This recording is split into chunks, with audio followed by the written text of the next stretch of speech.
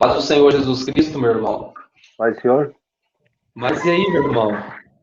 Como é que passou de ontem? Mas tranquilo, tranquilo. Estamos na bem, E, graças a Deus, né? e a Estamos, mentalidade aí, explodiu? tá mudando, né? Tá mudando, tá mudando. Tá bem Eu bom. quero que o senhor, eu quero que o senhor anota Aham, algo, eu quero que o senhor anota algo, mas não é no papel, não, é no seu coração. tá. Deus, Deus usa pessoas Aham, para transbordar na nossa vida, para que a gente possa transbordar em outras. aham, É assim que Deus faz. aham, O seu ministério, meu irmão, tem muita coisa ainda pela frente. A não ser que Deus decida parar o senhor. amém. Então, isso aí, essa informação eu não tenho. Aham, Mas de uma coisa eu sei. Enquanto o senhor tiver vida, o seu ministério aham, vai transbordar. aham, Em nome de Jesus Cristo. amém, eu creio. Eu creio. E a tarefa de ontem? Conseguiu fazer? Tá aqui, tá na minha frente aqui. É que eu necessito, necessito? Daqui a pouco. E o Salmo? Tá lendo o Salmo 23 direitinho? Tô lendo, tô lendo. Lendo Continua, certinho. tá? É muito importante. Aham, aham, No final da mentoria, nós iniciamos na segunda, vai terminar domingo, né, a mentoria. aham, No final da mentoria, o senhor vai entender o porquê do Salmo 23, tá bom? tá bom. Então vamos lá, a tarefinha, irmão Ezequiel. A tarefinha? Quem é Deus Ah, para o senhor? então vamos lá, no Salmo 23. O Senhor é meu pastor e nada me faltará. Amém. João 4:8, Deus é amor. Jó 35:10, Deus é o meu criador. Salmo 91, Deus é meu protetor. João 17:3, o único Deus verdadeiro. Mateus 19:26, para Deus todas as coisas é possível. Coríntios 8:6, Deus, o único Pai. Era 7, né? Dá vontade de chorar ouvindo isso. É. Qual que foi? O que que o senhor sentiu quando o senhor fez essa tarefa? O que que o senhor sentiu? É uma alegria, né? Alegria da gente poder procurar e achar, né? Achar a resposta que eu estava procurando estava perto de mim, eu não achava. E tinha várias pessoas que não sei se eles não sabiam me dizer ou não conseguiam me falar, não tinha assim. E foi que nem eu lhe falei, através da oração fui, e Deus enviou o Senhor para me passando isso aí, para me mostrar qual é que é o que eu devo fazer, né? Amém. Eu era campanha em cima de campanha e sempre a mesma. Não ia para frente, sabe? Sempre, parece que sempre travado. Sempre... Não que eu pegar, eu gostava de ver, eu gosto de ver uma pessoa a pregar bonito, ministrar uma palavra bonita. Eu acho bonito a pessoa. E parece que eu chegava lá, falava 2, 3 palavras, me travava. Tem algo errado comigo? Será que eu estou em pecado? Será que eu estou sempre procurando erro em mim, sabe? Mas daí, vendo o senhor falar ali, não é isso, né? É, é totalmente bem diferente. Deixa eu te fazer uma pergunta, irmão Ezequiel. Quem é que vai te desbloquear? Eu mesmo, né? O senhor mesmo. Eu mesmo. Quem te deu poder para isso? Deus, né? O próprio Deus. Deus. Ele já te deu poder para isso. Tava faltando Amém. eu usar o que ele tinha me dado, né? Amém. Qual que foi a sensação que o senhor teve? Porque quando a gente faz uma pergunta, quem é Deus para você? Quando a gente faz essa pergunta,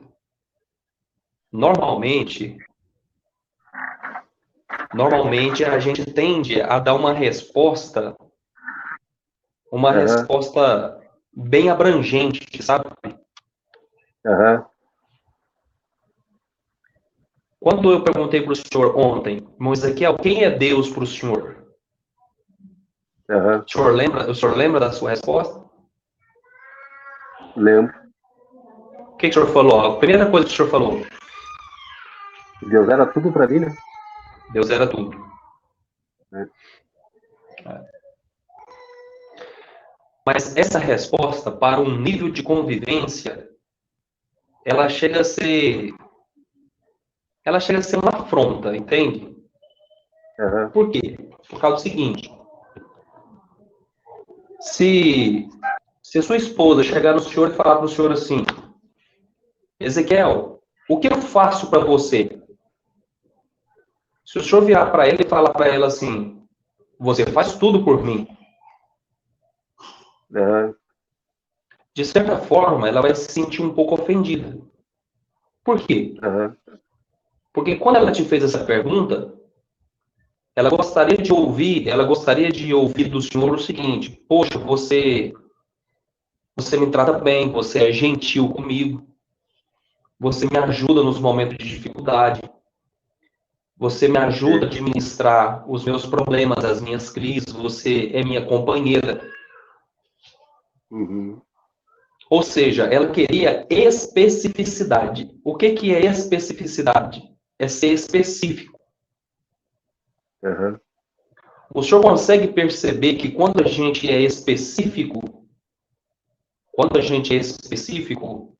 a gente demonstra mais intimidade? uhum, O senhor é verdade? percebeu a diferença de dizer assim, Deus para mim é tudo? Aham, Com o senhor ir lá na aí, Bíblia, aí em vez de o senhor falar assim agora, não, Deus para mim é tudo, não, o senhor foi lá na Bíblia e disse, ó, Deus ele é o meu pastor, uhum, Deus é o meu amado, ele é o meu amor, Deus é o é, meu criador, ele é o meu uhum, protetor, ele é o único Deus verdadeiro, ele é poderoso, ele é excelente em poder, ele pode todas as coisas, uhum, e ele é o único pai, ele é o meu pai. é verdade? O senhor percebeu? Não dá uma ideia de intimidade maior do que simplesmente dizer assim, ah, ele é o meu tudo? Ele queria abreviar, né? Queria abreviar a palavra. Na verdade, não é nem abreviar, eu vou te explicar. Isso é um fenômeno que o nosso Uhum, cérebro faz. Isso é um fenômeno que o nosso cérebro faz. Lembra que aham, eu falei para o senhor que o nosso cérebro ele é programado para a gente não gastar energia, ele não quer que a gente gaste energia? aham, A gente falou sobre isso ontem, o senhor lembra? aham, me lembro. Então, o seu cérebro vai fazer de tudo para o senhor não gastar energia. Uhum, Então, quando faz uma pergunta, por exemplo, de uma pessoa que o senhor convive com ela todos os dias, é mais fácil para o senhor responder, porque o senhor está convivendo com ela. aham, E essa tarefa, eu pedi para o senhor fazer ela, para criar dentro do seu coração um senso de intimidade com o Senhor. aham, O senhor prestou bem atenção no que o senhor disse? Deus é o prestei. único Deus, Ele é o seu criador e ele é o seu pai. O senhor prestou bem atenção nisso? Lembra que eu falei para o senhor que eu estou aqui para te confrontar, eu não estou aqui para passar a mão na sua cabeça? Não, é verdade, é isso aí que eu quero. O senhor lembra que eu te falei a diferença de confronto para afronta? O senhor lembra a diferença? Afrontar é uma coisa. Beleza. A afronta, ela gera humilhação. O confronto gera transformação. Eu vou te dar um exemplo. O senhor tem filho? Tem. Qual que é a idade dele? 16.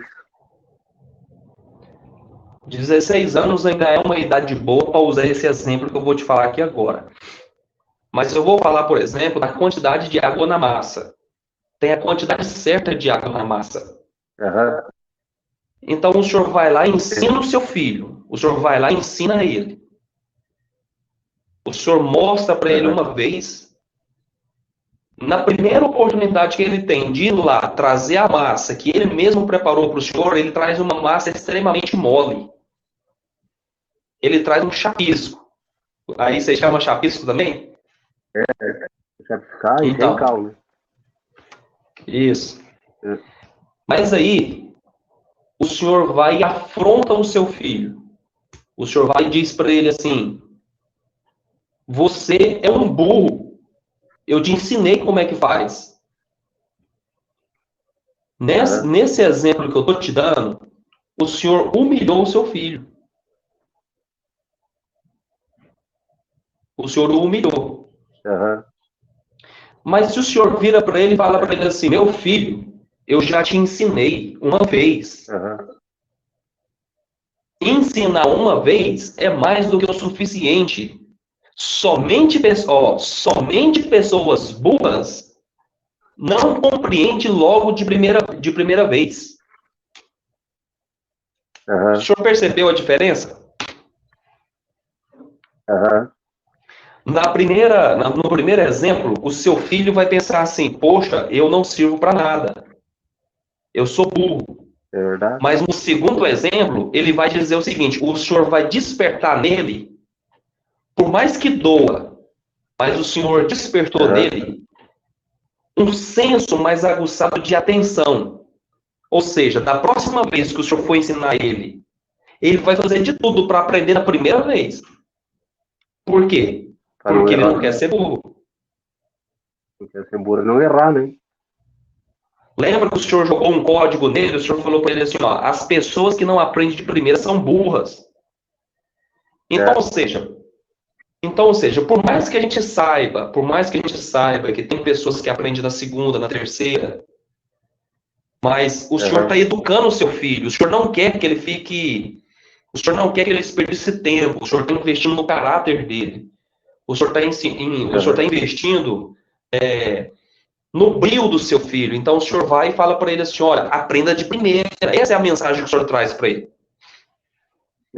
Só que aí o senhor traz uma mensagem: aqueles que não aprendem de primeira são burros. Então, ou seja, o senhor confrontou o seu filho para ele ser uma pessoa melhor, para ele se doar mais, para ele ser o melhor que ele pode ser, entendeu? Então, o senhor conseguiu perceber a diferença de humilhação para confronto, de afronta para confronto? Então, agora, meu irmão, eu quero te confrontar. Como que estão os seus níveis de relação com Deus em todos esses 7 aspectos aqui que o senhor falou? As suas respostas. O senhor sente que o senhor está bem íntimo de Deus como seu pastor? Sente que o senhor está bem íntimo de Deus como seu criador? Como seu pai? Sim. Amém? Sim. Essa era a ideia da tarefa. Essa era a ideia da tarefa. E eu vou te explicar por que que a gente dá essa resposta abrangente. Aham. Eu comecei a explicar para o senhor, aí eu parei e fui falar sobre a diferença entre afronta e confronto, então eu vou voltar. O seu cérebro não quer que o senhor raciocine muito, então o senhor É. vai dar uma resposta bem abrangente. Aham. E o senhor, naturalmente, o senhor fica ali constrangido em responder errado. É. Por mais que seja uma resposta óbvia. Por mais que seja uma Aham. resposta óbvia. Então o senhor procura, isso é natural do ser humano. O senhor sempre vai procurar uma resposta um pouco mais abrangente para não ser tão Aham. específico e cometer um erro. É. Então, isso é natural do ser humano. Isso aí é o seu cérebro te pregando Aham. peças. Então vamos lá. Eu vou te fazer mais uma pergunta, irmão Ezequiel. Aham. Quem é o seu maior inimigo? O meu maior inimigo, Isso.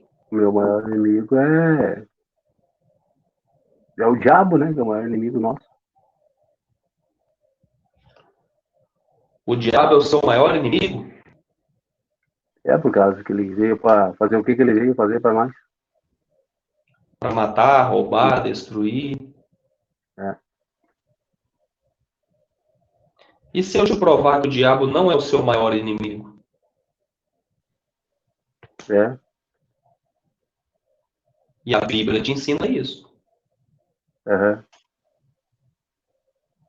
Eu vou dizer para o senhor por que ele não é o seu maior inimigo. Aham. A Bíblia diz que Deus te deu poder e autoridade para pisar serpentes e escorpiões. Pelo Aham. poder do nome de Jesus, o senhor expulsa demônios. É verdade. O senhor cura os enfermos. Com todas Aham. as suas intimidades com Deus aí em dias, igual o senhor falou comigo, Aham. significa que nenhum mal te sucederá, que nem praga alguma chegará na tua tenda, que Deus dará ordem aos teus anjos a teu respeito, para te proteger, para te guardar. É verdade. Satanás, para poder tocar na sua vida, tem que pedir permissão para Deus, igual foi com Jó. É. Lá em Efésios capítulo 6, a partir do versículo 10, fala sobre as armaduras. Sobre as Aham. armaduras que nós adquirimos, armaduras espirituais que nos protegem na batalha. Uhum. Se Deus já te protege de todo mal, e se Deus já te deu poder para pisar serpentes e escorpiões, Satanás deixou de ser o seu maior inimigo. É verdade. Sabe quem é o maior inimigo do irmão Ezequiel? Eu mesmo. O senhor mesmo. É. E eu vou te dizer o porquê. Satanás deixou de ser o seu maior inimigo porque Deus entrou na batalha. Porque senão, Uhum. nós não teríamos chance, concorda? É verdade. Seria consumido em segundos. Com certeza. Né? Mas Deus não vai vencer as suas batalhas. Aham. Deus não vai vencer as batalhas que são suas. Aham. Vou te fazer mais uma pergunta, irmão Ezequiel. Quem está no controle da sua vida? Deus. O senhor consegue provar isso na Bíblia para mim? Que Deus está no controle da sua vida? Deus é no controle de tudo, né? O senhor Deus é no consegue controle de provar isso tudo. na Bíblia para mim? De cabeça não me lembro, mas eu já vi na Bíblia que Deus é no controle de Não, não tudo. precisa citar, não precisa citar os versículos, não. O senhor É. pode citar a passagem. Ah, irmão, Deus, essa passagem que eu lembro dela, não sei aonde. O senhor consegue? Que Deus ele é no controle de todas as coisas, né? Nem um fio da nossa cabeça cai sem a permissão dele, né? A Bíblia diz também que o próprio Jesus disse, né? Que nós valemos para Deus mais do que um passarinho. É E verdade. que se Deus cuida dos passarinhos, não cai nem um passarinho no chão, sendo que Deus não permita. Não permite. O senhor tem razão, mas eu quero te dizer uma verdade. Aham. Deus não está no controle da sua vida. Aham. Quem controla a sua vida é o Senhor mesmo. Porque me deu o livre-arbítrio, né? Deus não quer o controle da sua vida. Deus enviou seu filho para te dar de novo o controle da sua vida. Aham. É verdade. Deus, ele tem o poder, meu irmão. Ele tem o poder, mas ele não quer. Deus não vai fazer isso. Aham. Foge os princípios do Criador. Foge. Deus não quer isso para ele. Deus não quer ficar no controle da sua vida. Aham. Acompanhe aqui a minha linha de raciocínio. Se Deus estivesse no controle da vida de Davi, Davi tinha cometido o pecado tão grave de ter matado um dos seus soldados na batalha, ter assassinado ele, ter roubado a sua própria esposa. Não, né? Se Deus estivesse ali no controle, o senhor acha que Deus iria permitir ele fazer isso de tal forma? Se Deus estivesse no controle da vida de Saul, Saul teria se desviado daquela maneira. O que o Não senhor teria, acha? né? Não teria. Se Deus estivesse no controle da vida de Sansão, Sansão ia brincar com o perigo daquele jeito?